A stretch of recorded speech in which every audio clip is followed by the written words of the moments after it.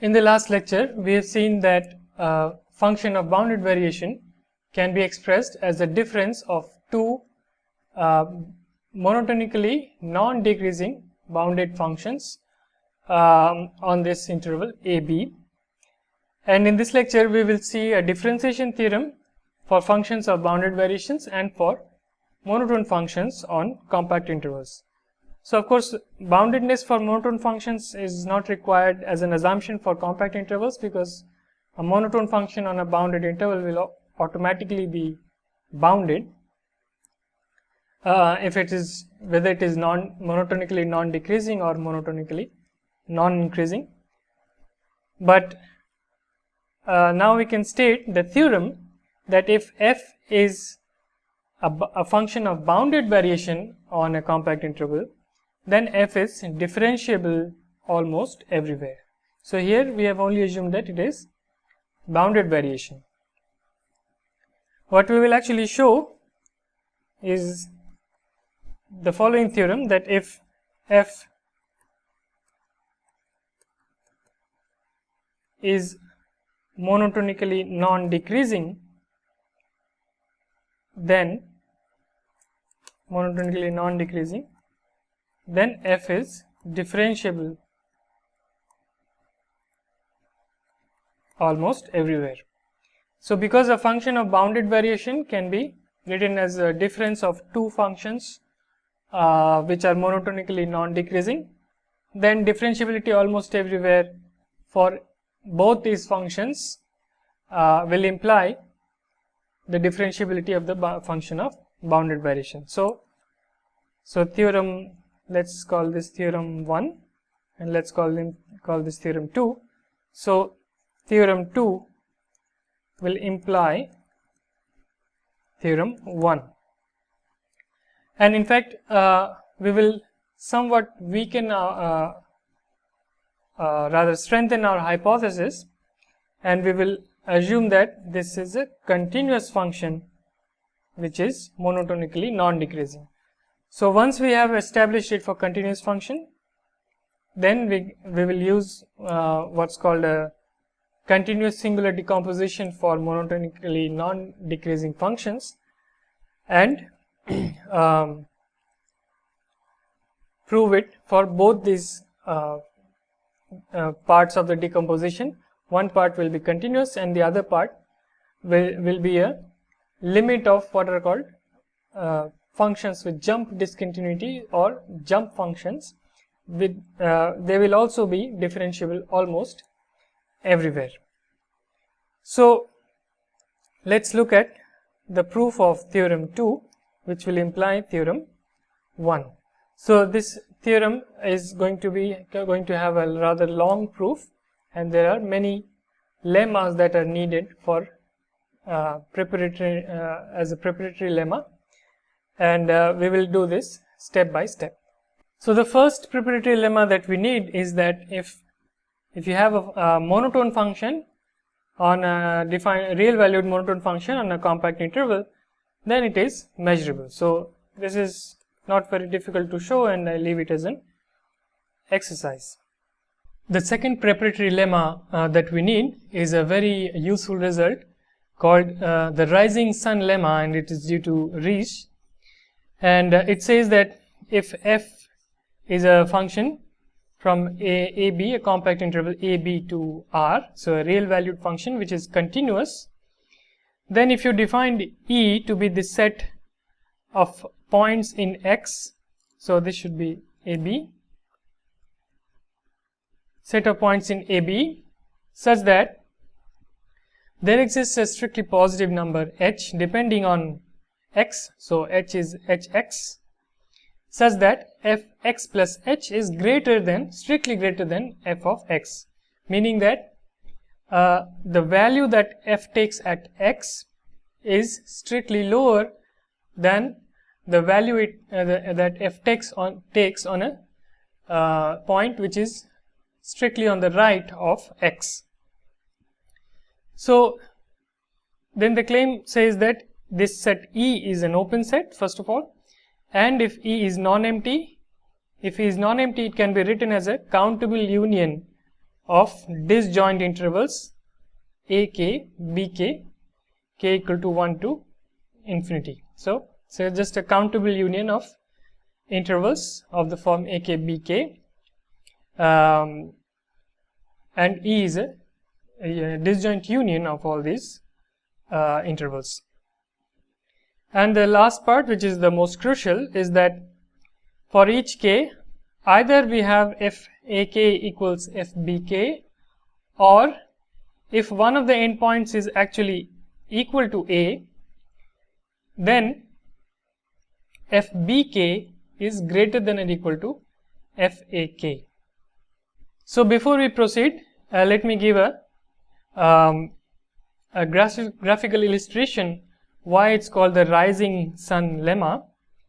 So this is this picture we have here. So on the right hand side we have the rising sun rising from the east, so on the right hand side, and so that the rays of the sun are horizontally coming from right to left. So these are the rays of the sun, and if you have this function f in the green line, so this is the graph of the function f from a to b.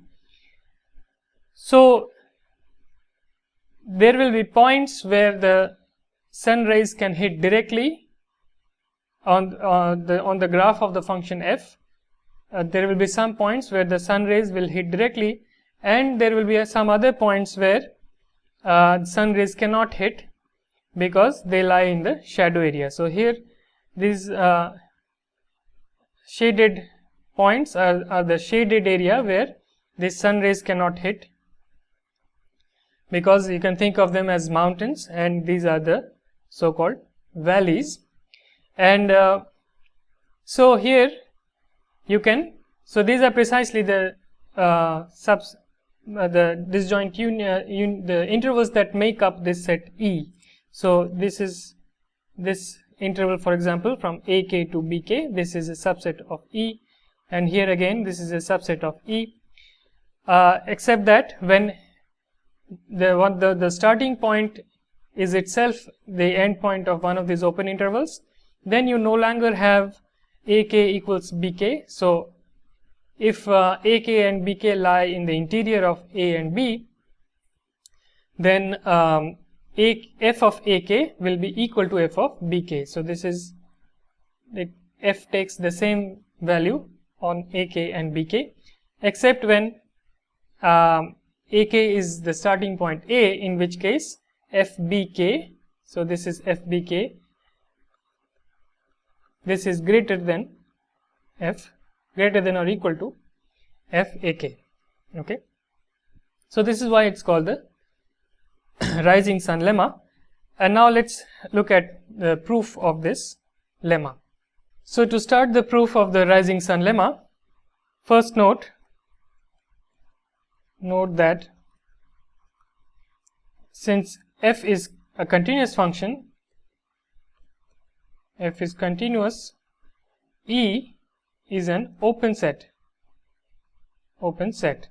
So I'll leave it as an exercise just by writing the definition of continuity and take a point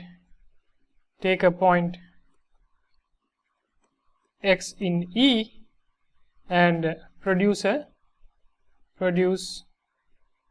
an H positive such that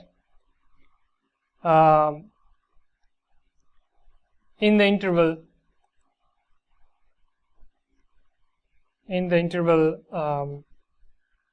x minus h to x plus h,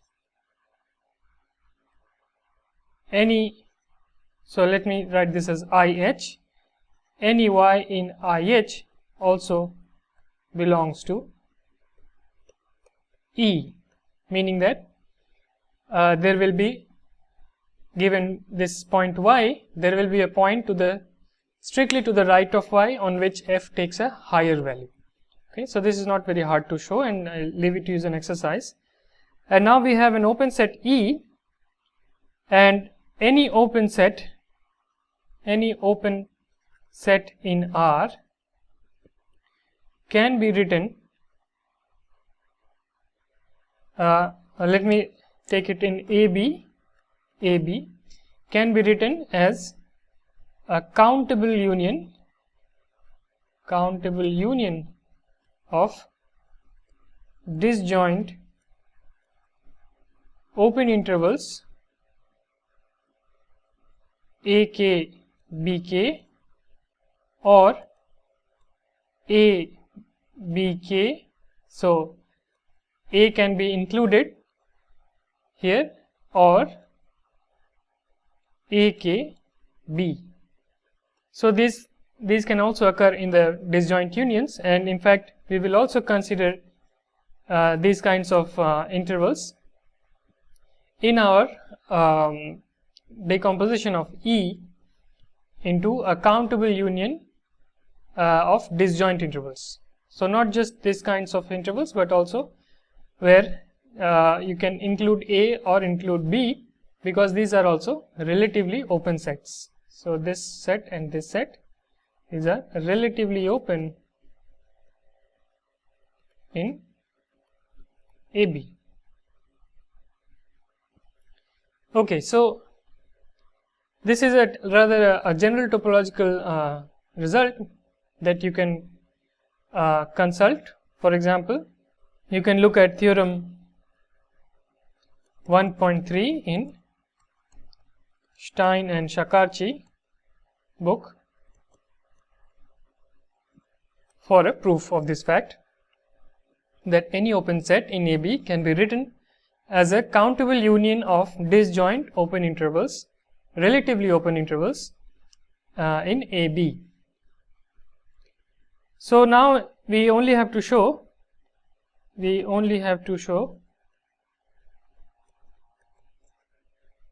that for each k greater than or equal to 1, we have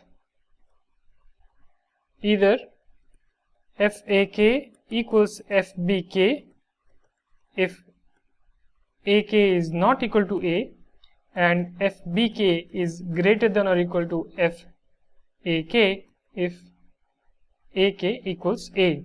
So here in this case, the open interval that we consider is of the form A BK, BK excluded.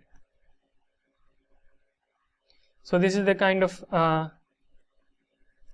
so this is for the interval A BK. So we let me just show this one, and I leave these this assertion also as an exercise, just by looking at the proof that we will see for the equality. When the equality holds, you can try to argue in a similar way to show that this inequality holds. So let's try to show that if AK equals FBK when AK is not equal to A. So to show this, first observe that neither AK nor BK belongs to E, because it's an open interval, so the endpoints are not included. So neither AK nor BK belongs to E, because these are interior points, and we are not considering intervals of the form A BK or AK B. Okay, so these are excluded. So in fact, I think you can also consider this one. It will be clear from the proof that we will give.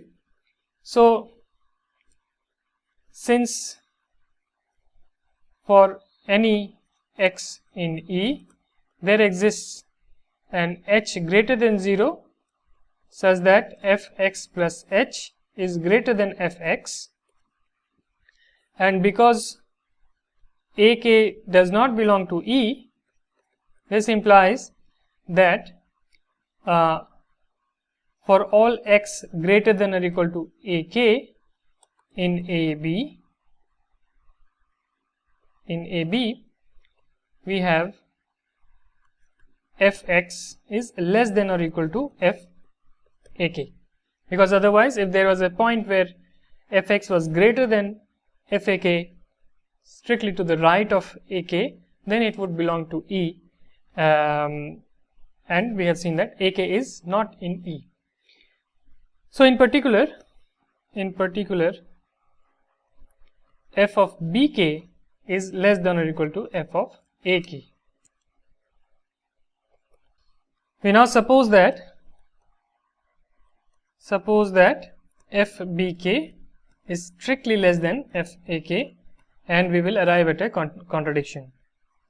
We will show that this leads to a contradiction.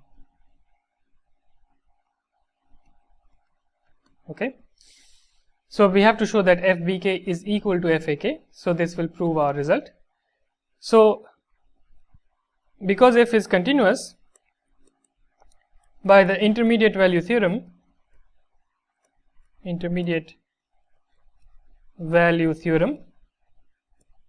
there exists a C which is between ak and bk, strictly lying between ak and bk, such that f of C is equal to f of ak plus f of bk over 2. So this is the average value of the values of the function f that it takes on ak and bk, and such a C exists by the intermediate value theorem.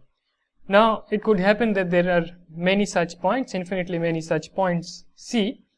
So what we will do is we will take the farthest to the right, the point C which satisfies this, we will take it to be farthest possible to the right hand side, so largest possible. So since the set f inverse fc is closed, this is a closed set, so the inverse image under a continuous function, this is going to be a closed set. We take C naught to be the supremum of points C in AK BK, such that f of C is equal to f of AK plus f of BK over 2. And this C naught is going to belong to the set, this is included in the set f inverse of fc because it's a closed set. So in particular we also have f c naught is equal to fak plus fbk over 2.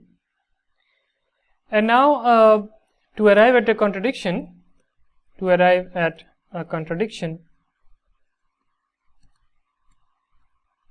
we will show that there exists C prime strictly greater than C naught and C prime less than the right end point bk, so bk here is the right end point, such that f of C prime is also equal to f of C naught, this is equal to fak plus fbk over 2, and this is going to be a violation of the fact that C naught is the supremum of such values. So to show this, first note that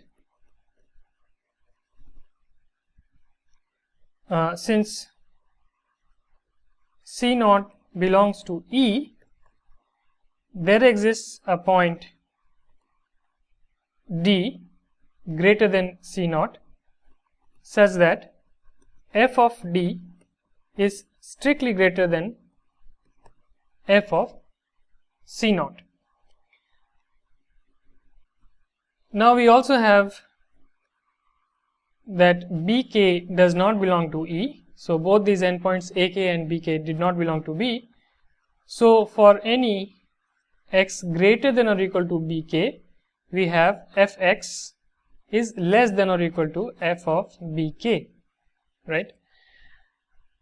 This implies that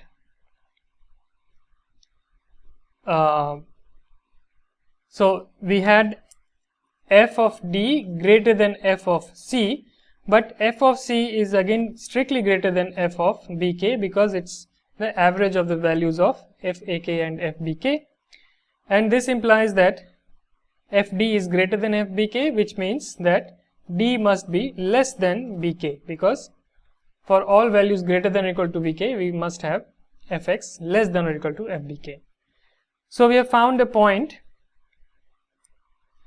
between c and bk, strictly lying in the interior of these two points, such that fd is greater than fc is greater than fbk. So here we have f c, here we have f of bk, and here we have f of d. So the graph must go to fd and then come back to fbk. So by the intermediate value theorem there will be again another point c prime. So here I should take c naught rather than c. So this is c naught. So there is another point such that f c prime equals f c naught, right? So since fd is so I can just write similarly. So by the intermediate value theorem, the intermediate value theorem, there exists c prime greater than d and c prime less than bk, such that f of c prime equals f of c naught. But this is a contradiction. This is a contradiction which implies that f of ak must be equal to f of bk. So this proves the rising sun lemma, except that we still have to make sure that the inequality holds. So as an exercise, show that if ak is equal to the left endpoint a for the interval a bk, we have f bk is greater than or equal to f ak, which is fa. This should be almost immediate because f must be non-decreasing on this entire interval, because all of these points lie in E. So this whole thing is a subset of E. So f must be non-increasing. So I'll just leave it as an exercise for you to show. You can argue similarly, or you can give another argument to show this inequality. So this proves the rising sun lemma, and now we will use the rising sun lemma to establish our differentiation theorem for monotone continuous functions on AB.